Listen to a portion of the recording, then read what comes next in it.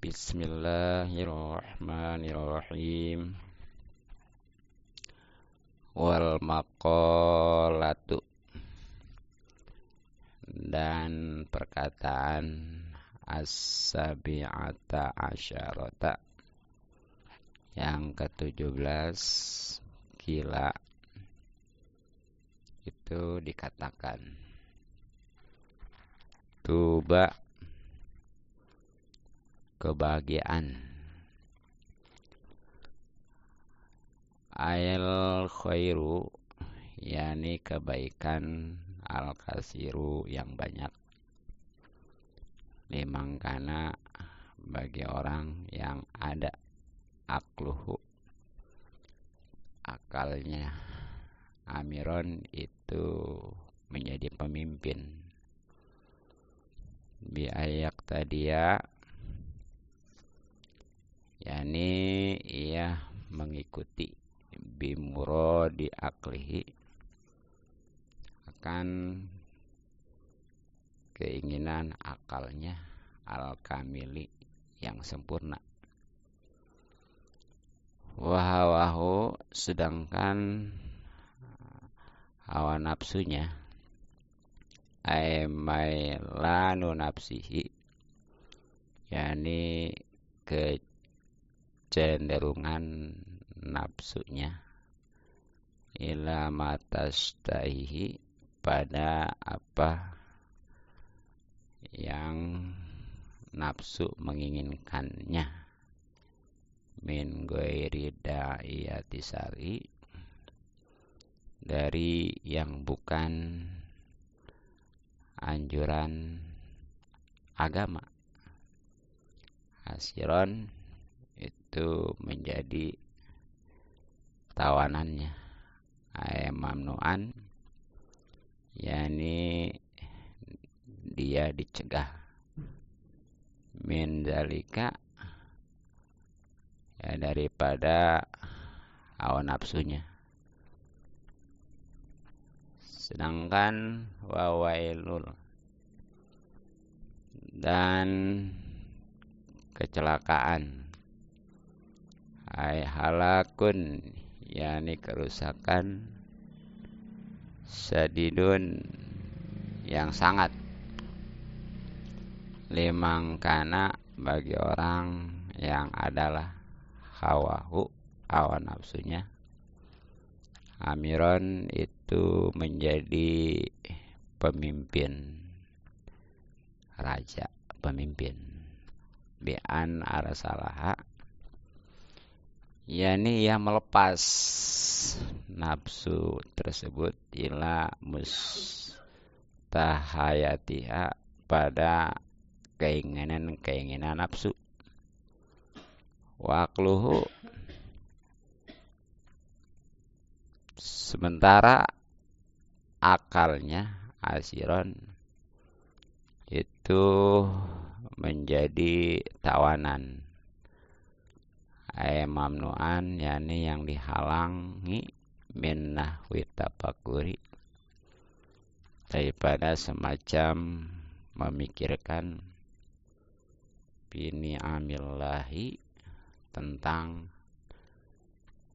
nikmat-nikmat Allah Ta'ala, wa bi azomatihi Ta'ala, dan tentang keagungan Allah Ta'ala.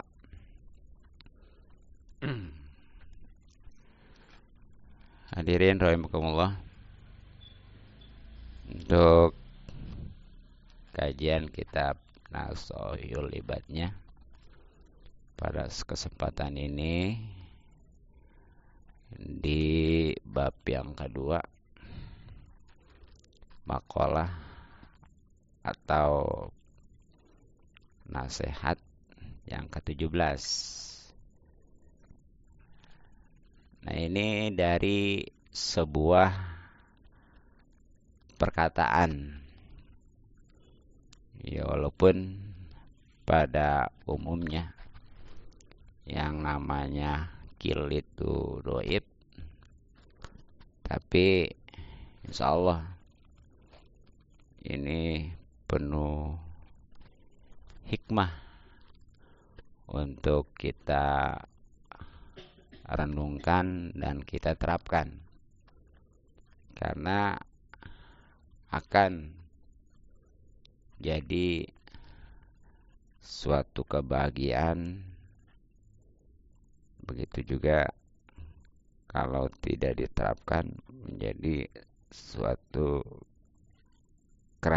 kerusakan, nauzubillah. Nah, sebagaimana tadi dikatakan bahwa maqalah itu perkataan atau nasihat ya. Yang ke-17 itu sebuah ungkapan bahwa keberuntungan atau kebahagiaan maksudnya adalah kebaikan yang banyak yang tentunya kita inginkan. Itu bagi orang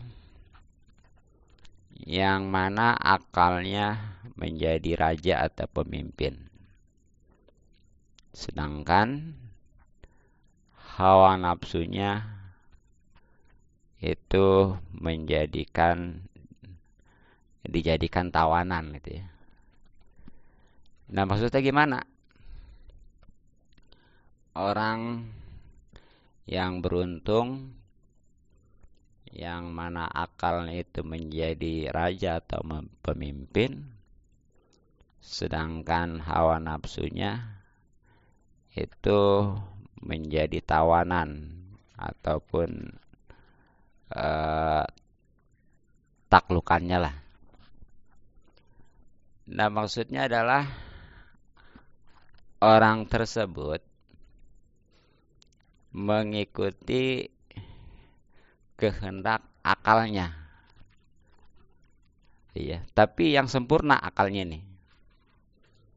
Akal yang sempurna itu tentunya memang sudah didasari dengan ilmu ya. Sebab kalau nggak didasari dengan ilmu mah dia boro-boro untuk bisa memilih, membedakan juga belum bisa ya. Nah, dengan ngaji kan kita bisa tahu nih mana yang hak, mana yang batil, mana yang benar, mana yang salah. Nah, kalau udah bisa membedakan kan nanti tinggal milih. Ya tentunya yang hak, yang benar itu yang kita pilih. Sedangkan yang batil atau yang salah itu jangan dipilih ya. Itu. Nah, sedangkan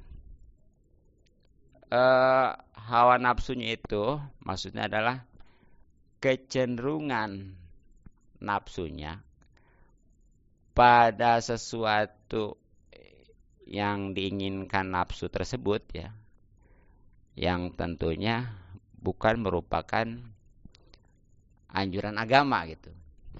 Sara-sara itu agama. Itu dijadikan tawanan. Ya, artinya dihalangi, dicegah. Pokoknya mah ditahan lah ya. Ya, sebagai gambarannya ginilah. Pokoknya karena udah berdasarkan ilmu nih.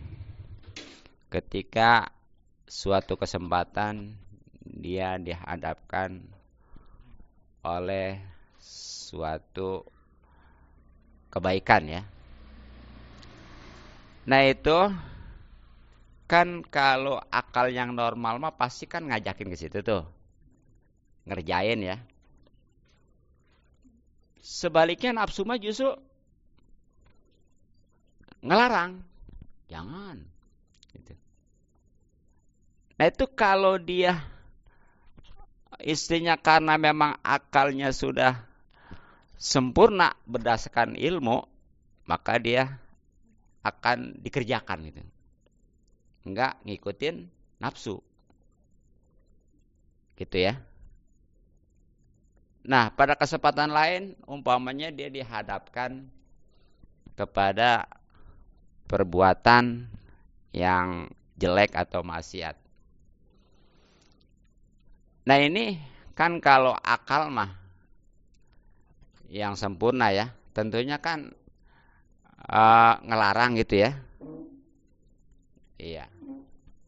Justru akal mah nganjurin karena keinginannya, sesuai seleranya.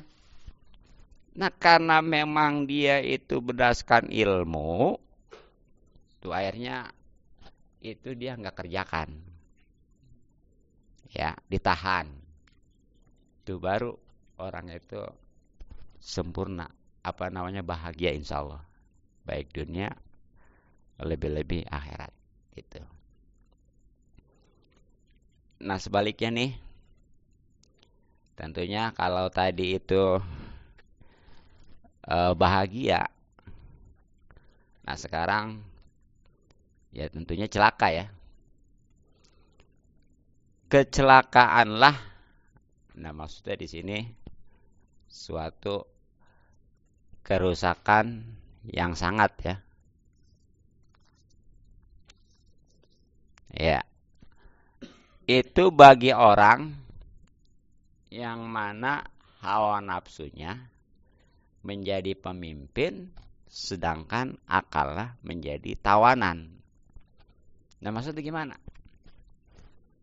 Jadi ini orang yang mana dia itu melepas, membebaskan, mengumbar nafsunya kepada apa yang diingini oleh nafsu, yang cenderung kepada keburukan ya. Sementara akalnya itu terpenjara, terhalang. Ya, ya seperti udah nggak mau mikir-mikir tentang nikmat-nikmat Allah, akhirnya nggak bisa bersyukur. Terus nggak mau mikir-mikir tentang keagungan Allah, sehingga nggak mau beribadah gitu ya. Itu celaka kalau begitu betul.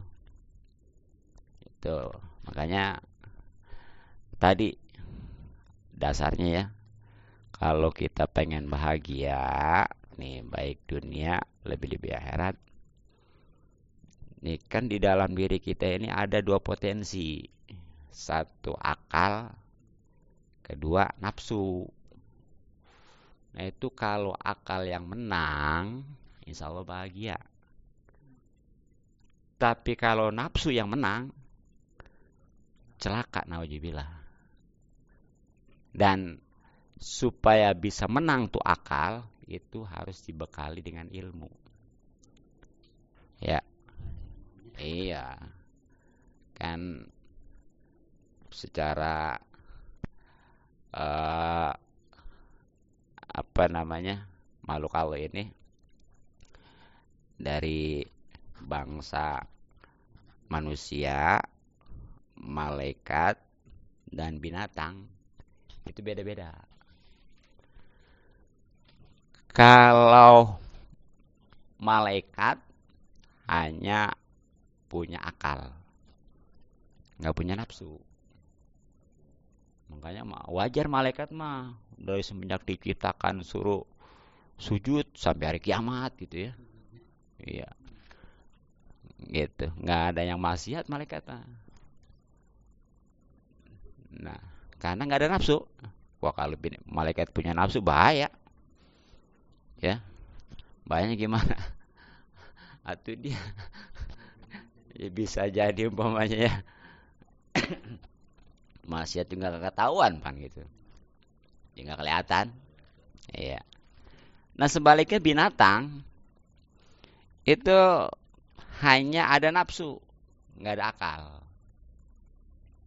Ya, makanya wajar kalau manusia, binatang mah itu seandainya berbuat buruk juga, karena emang nggak ada akal. Nah sedangkan manusia itu ada akal, ada nafsu. Nah, tadi ya, akal nafsu ini bukan buat dihilangkan, sebab kalau dihilangkan ya nggak bisa ada kemauan buat kebaikan ya, ibadah khusus sholat gitu ya. Tapi dikendalikan. Nah, untuk bisa mengendalikan tadi. Makanya kalau manusia nih, dia umpamanya akalnya menang, itu insya Allah lebih mulia daripada malaikat. Karena malaikat mah wajar, nggak maksiat juga, nggak ada nafsunya. Ini manusia yang padahal ada nafsu tapi bisa dikendalikan dengan akalnya, hebat itu. Makanya wajar kalau beruntung. Gitu ya. Tapi kalau manusia itu nafsunya yang menang, naudzubillah, itu bisa lebih hina daripada binatang. Itu. Apa sebabnya? Kalau binatang mah dia berbuat jelek wajar, nggak ada akalnya gitu ya.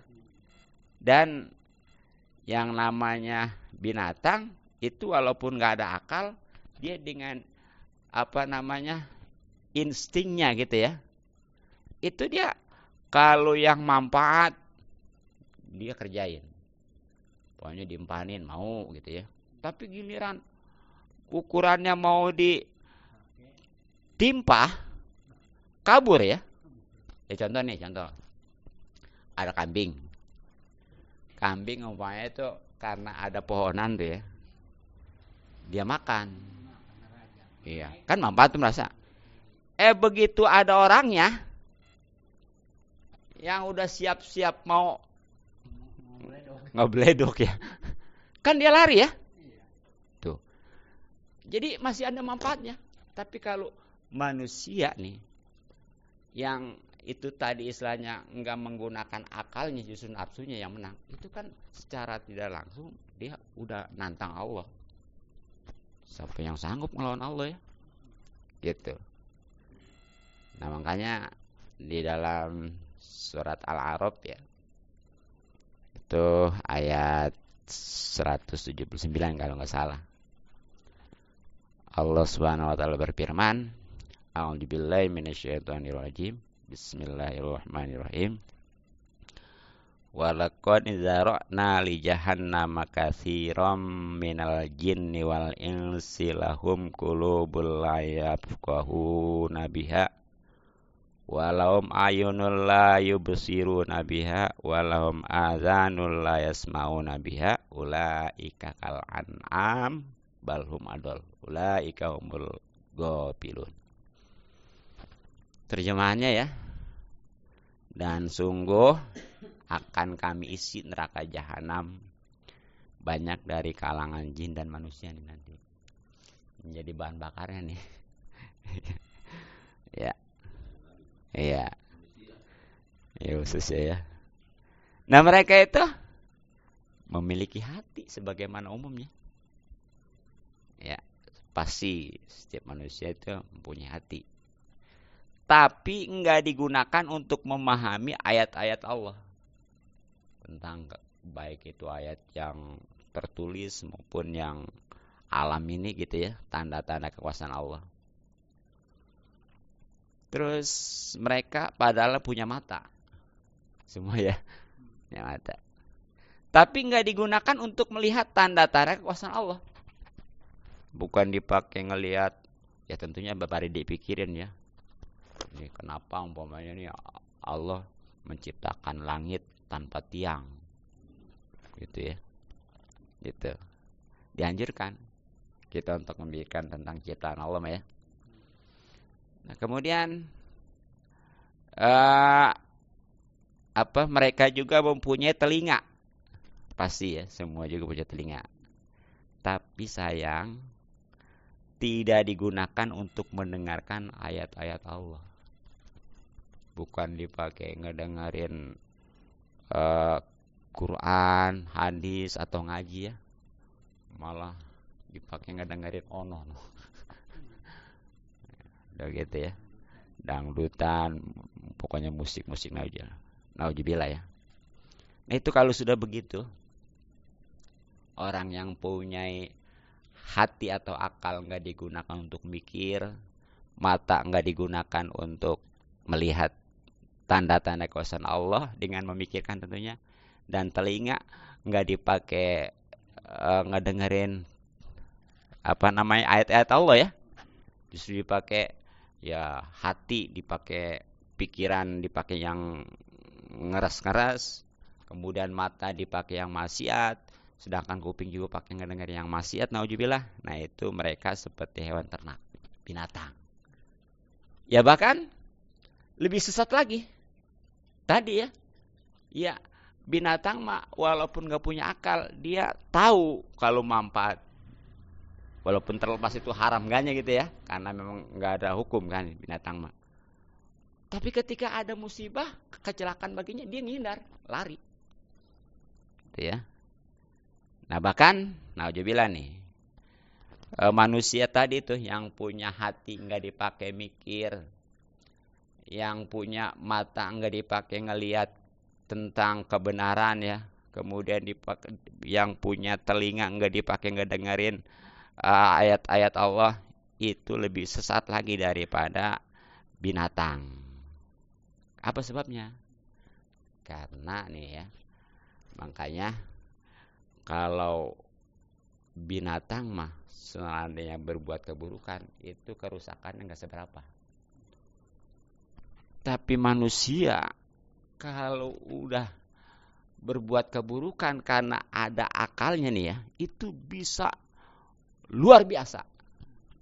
Contoh gini, mungkin kita pernah nggak dengar yang namanya, yang suka makan kelapa apa namanya? Bajing, bener nggak? Itu bajing kalau makan kelapa, kayaknya satu juga nggak habis ya, bener? Coba bajingan,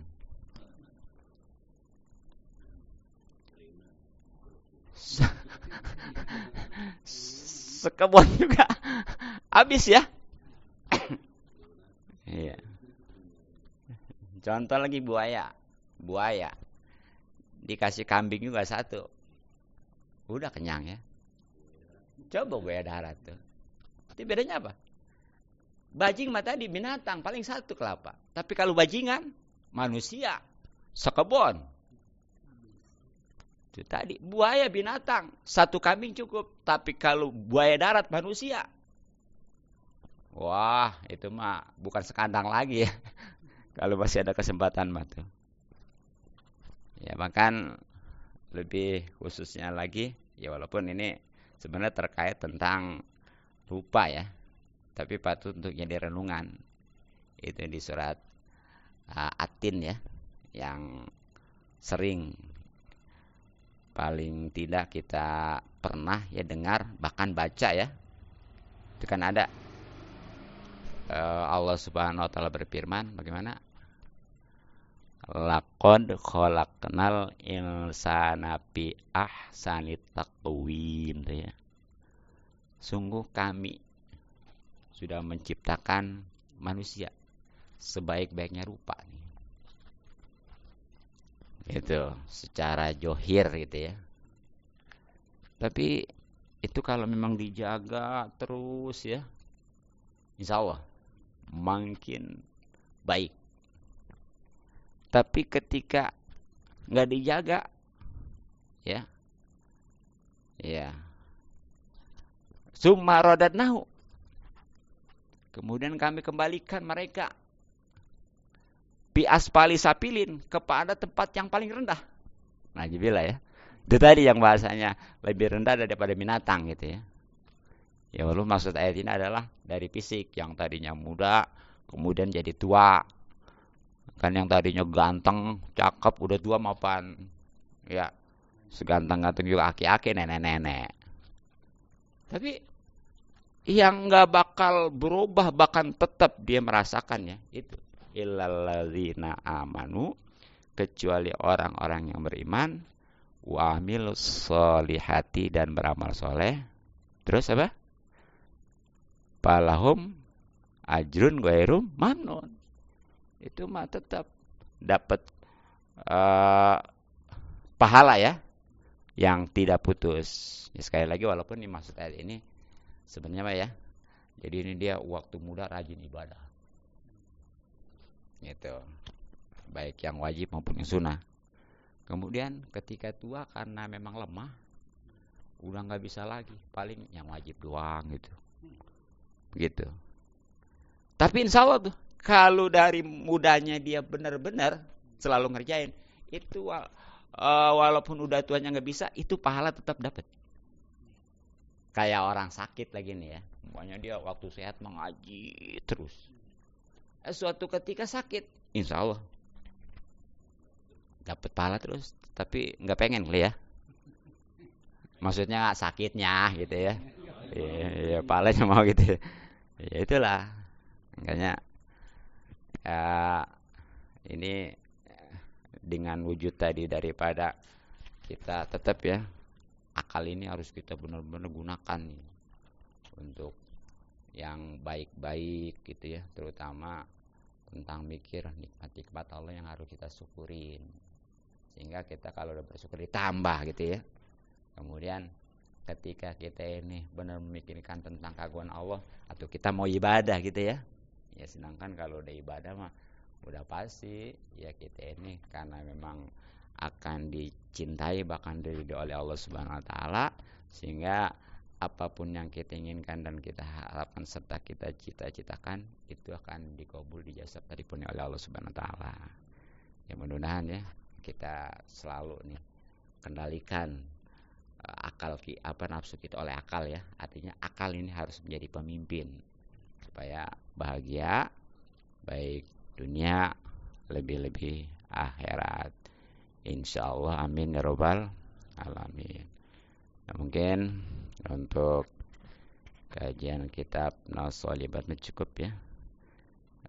Selanjutnya untuk bikinnya referensi kitab Fathul Muin. Mudah-mudahan manfaat. Wallahu alam bisawab.